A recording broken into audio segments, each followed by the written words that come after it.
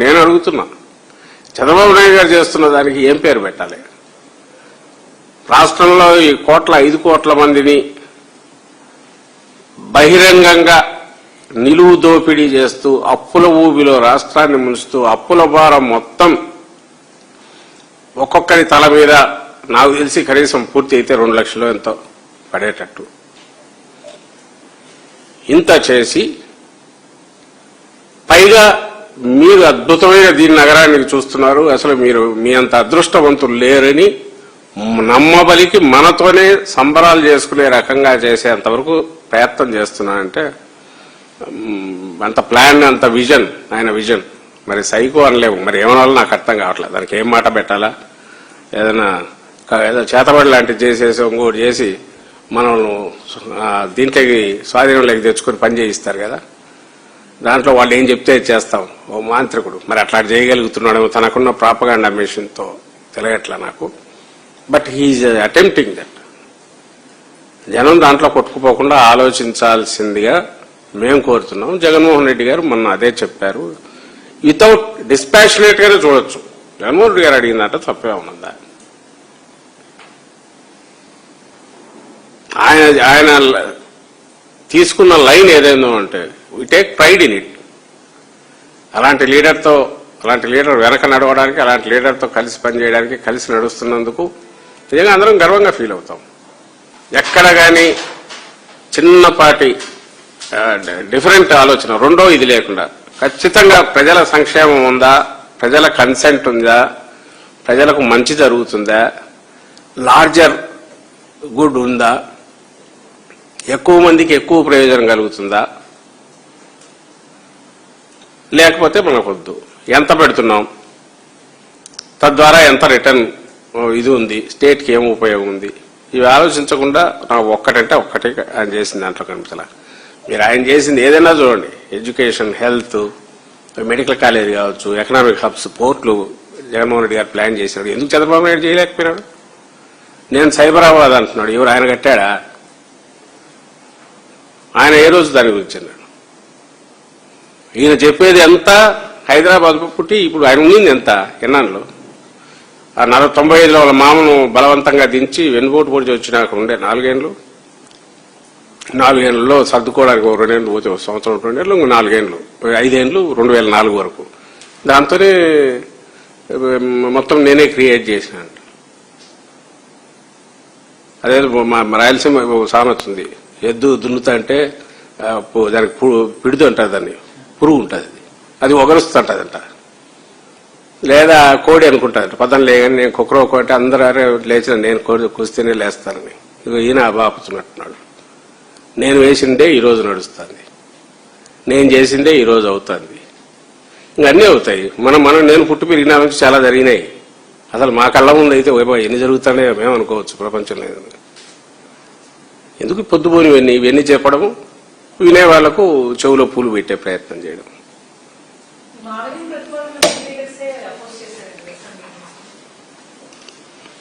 అది మావిగానే రాసింది ఎవరుమ్మా? ఎందుకు దాంట్లో అట్లా కథలు రాయాలంటే రోజు మేము చెప్పడానికి ఉంటుంది, రాయించవచ్చు వెబ్సైట్లో. కానీ ఇందులో వ్యతిరేకించడానికో ఆయన కొత్తది ఏమన్నారు జగన్మోహన్ రెడ్డి గారు? కన్ఫ్యూజన్ ఎక్కడుంది?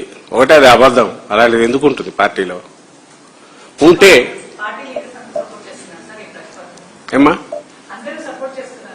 అదే ఖచ్చితంగా. అంటే ఏముంది దీంట్లో? అసహజమైంది ఏముంది? ఇప్పుడు ఆయన చెప్తున్న దాని మీద 1,00,000 కోట్లు ఖర్చు పెట్టాలనే ప్రతిపాదన అది అయితే కూడా, పూర్తి అయినా కూడా అది ఎందుకు ఉపయోగపడదు?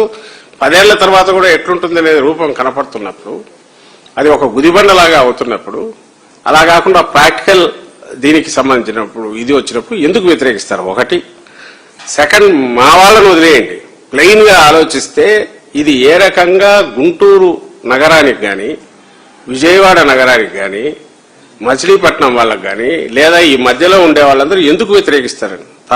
మెడకాయ మీద తలకాయ ఉండేవాళ్ళు ఎవరైనా మా ప్రాంతం రాజధాని అవుతుందంటే ఎందుకు వ్యతిరేకిస్తారు? దాంట్లో ఇది లేకుండా పోలే కదా, ఇది ఉంది.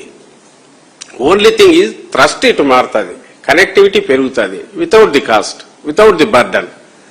ప్లస్ మన దీనికి వస్తుంది. ఇప్పుడు అన్ని పడిపోయినాయి, విజయవాడ రేట్లు పడిపోయినాయి, గుంటూరు రేట్లు పడిపోయినాయి, రియల్ ఎస్టేట్ లేదు, అందరూ చూస్తున్నారు. దీంతో ఒక బూస్ట్ వస్తుందా రాదా? ఆ బూస్ట్ వచ్చేదాన్ని ఎందుకు వ్యతిరేకిస్తారు? ఆ లాజికల్ క్వశ్చన్ వేసుకుంటే వస్తుంది. అంటే వద్దని ఎందుకంటారు నాకు అర్థం కావట్లేదు. బరువు మోపుతారా?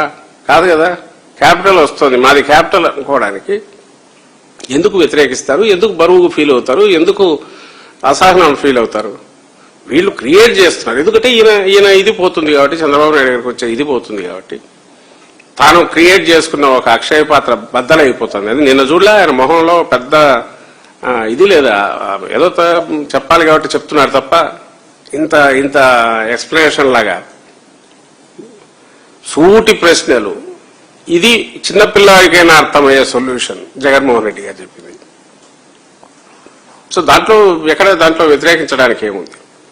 మచిలీపట్నం ఇప్పుడు వాళ్ళు హైదరాబాద్ నుంచి గ్రీన్ ఫీల్డ్ రోడ్ వేసుకోవాలని చూస్తున్నారట పోర్టుకు. ఎందుకు వేసుకుంటున్నారు? అది మంచి ఇది ఉంటే ఆడ పోర్టు సిటీగా డెవలప్ అవుతుంది. ఆయనే అన్నాడు, అది నిన్న ఈరోజు దాంట్లో మళ్ళీ విన్నాను అదే పని. ఆయన వింటే చంద్రబాబు నాయుడు గారే అది 5 minutes, 10 minutes, 15 minutes. 5 minutes దేనికి? ఏదో ఎమర్జెన్సీ అంట. 10 minutes ఏదన్నా ఎంటర్టైన్మెంట్కి పోవాలంటే, 15 minutes వర్క్ ప్లేస్. ఇది కూడా అంతే అవుతుంది. ఇప్పుడు వెస్ట్రన్ బైపాస్ అది వచ్చినాక ఎంతసేపు పడుతుంది? 10 minutes ఇక్కడ ఎక్కితే ఇబ్రాహీంపట్నం దిగడానికి. ఈడ ఈస్టర్న్ బైపాస్ ప్లాన్ చేస్తే దాన్ని తీసేశాడు. ఇప్పుడు ఆయన కనెక్టివిటీ రావడం ఇష్టం లేదు. ఈ వెస్టర్న్ బైపాస్ కాజా దగ్గర నుంచి ఇబ్రాహీంపట్నం రోడ్డు కలిపేది రాజశేఖర రెడ్డి గారి హయాంలో వచ్చిన తర్వాత నిజంగా ఎవరమ్మా సిన్సియర్ ఆయన ఆనెస్టీ ఉంటే రాజధాని అనుకోగానే మెయిన్ ఆర్టరీ లైన్ వేస్తారా వేయరా? అది ఏది సెంట్రల్ గవర్నమెంట్ దీనికి సంబంధించింది వస్తే ఎందుకు వేయలే? ఆయనకి ఇష్టంలే. అది ఒకసారి వేస్తే ఫిక్స్ అయిపోతుంది. అక్కడ ఫిక్స్ అయిపోతే ఆ ఏరియాలో కూడా తన ఆటలు సాగవు. జగన్మోహన్ రెడ్డి గారు ప్రాక్టికల్ ఇప్పుడు ఈస్టర్న్ బైపాస్ ఇది అన్నాడు. ఈస్టర్న్ బైపాస్ దాన్ని తీసేశాడు. దాన్ని తీసుకెళ్లి ఎక్కడో పెడతాడంట, మరి సముద్రం దగ్గర పెడతాడు, 200 కిలోమీటర్ల అవతల ఎక్కడో పెడతాడంట. అంటే ఈ ప్రధాన నగరాలు ఏవైతే ఉన్నాయో రేపు రియల్ వైజాగ్ తర్వాత ఇప్పుడున్న పరిస్థితిలో చంద్రబాబు నాయుడు గారు క్రియేట్ చేసిన ఈ పరిస్థితి వల్ల ఉన్న దాంట్లో ది బెస్ట్ పాసిబుల్ సొల్యూషన్ కింద చూస్తే ఈ నగరాల మధ్య కనెక్టివిటీ ఇది ఆల్రెడీ పెరిగింది. మేము వచ్చినాక పెరిగింది. మీరందరూ గమనిస్తే, ప్రజలు గమనించాల్సింది, 1924 మధ్య గుంటూరు విజయవాడ మధ్య యాక్టివిటీ పెరిగింది. దాని ఏమంటాం, ఎక్కువ కార్యాలయాలు ఎక్కడ వచ్చాయి, బిజినెస్లు పెరిగాయి. బెనిఫిట్ అయిన వాళ్ళు కూడా టీడీపీ వాళ్ళు ఎక్కువ ఉండొచ్చు, తెలియదు, నాకు తెలియదు, వాళ్ళే ఉంటారు ఎవరైనా ఉంటే. ఎందుకంటే అక్కడ లోకేష్ వాళ్ళవి కూడా కనపడుతుంటాయి, బొమ్మలు గిమ్మలు వాళ్ళ టీడీపీ వాళ్ళ స్థలాలన్నీ కనపడుతున్నాయి. ఎందుకంటే ఆల్రెడీ కనెక్టివిటీ ఉంది కాబట్టి. ఇప్పుడు ఆయన చెప్పిన దాని ప్రకారమే 6 lane రోడ్డు మచిలీపట్నం నుంచి ఇక్కడికి వేస్తే విజయవాడకు అక్కడ పెట్టే దాంట్లో 1/10 కాస్ట్తో ఇటువైపు వెస్టర్న్ బైపాస్ ఫాస్ట్ గా ముగిస్తే కనెక్టివిటీ పెరిగిపోతుంది. గుంటూరు విజయవాడ మధ్య 6 lane రోడ్డు వచ్చింది అనుకోండి, ఫాస్ట్ గా పెరుగుతుంది. ఈ పక్కనే యూనివర్సిటీ ఉంది, ఇక్కడ ఏదో బెటాలియన్ ఉన్నట్టుంది, ల్యాండ్ కొలవలేదు. ఆయన 300 అడుగులో 500 అడుగులో ఇది పోవాల్సిన అవసరం లేదు, లోతుకు ఫౌండేషన్కు అంత పోవాల్సిన అవసరంలా. ఇది ఎక్కడ ఒక్కసారి ఇమాజిన్, మనకు ఎప్పుడు వచ్చింది రాజశేఖర రెడ్డి గారు చనిపోయిన నెక్స్ట్ ఇయర్ అనుకుంటా, పెద్ద ఎత్తున్నప్పుడు శ్రీశైలం డ్యామ్ కూడా ఇది అవుతుంది అంటున్నాం. అట్లా వాటర్ అని వస్తే ఏమవుతుంది దీని పరిస్థితి? ఎవరైనా ఇమాజిన్ చేశారా? ఆయన అయితే చేయట్లా. ఎందుకంటే ఆయన అక్కడ ఇల్లు ఉండేది ఎక్కడైతే పెట్టుకున్నాడో, మన ఇప్పుడు బ్రహ్మేరు మునగ్గానే ఆ నుంచి పరారైనాడు, మాయమైనాడు 2 రోజులు. లింగమనేని దాంట్లో ఉన్నాడు కదా అక్రమ నివాసంలో, దాంట్లోంచి పక్కకు పోయినాడు, వస్తాడు. కానీ ఇక్కడ ఉండేవాళ్ళు వాటి గురించి ఆయన ఆలోచించాలి.